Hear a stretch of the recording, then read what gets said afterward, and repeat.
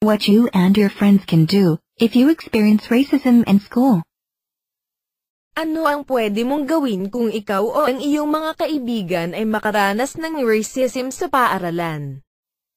Hey there, Chinese virus! Question the bullying behavior.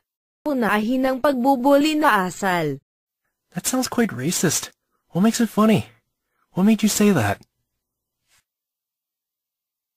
Intervene as a group. Mamagiton bilang isang grupo. Dude, that's not cool! Yeah, chill. That's mean. Use humor to diffuse the situation. Gumamit ng kas-iya siyang pananalita upang mapagaan ang sitwasyon.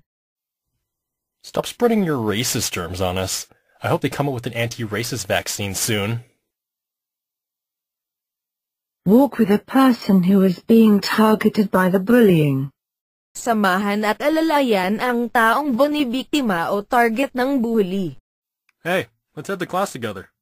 Sure, thanks. Reach out privately to the target to let them know you support them.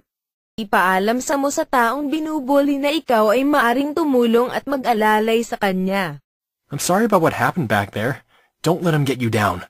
I appreciate it. I saw what happened at lunch. That's messed up.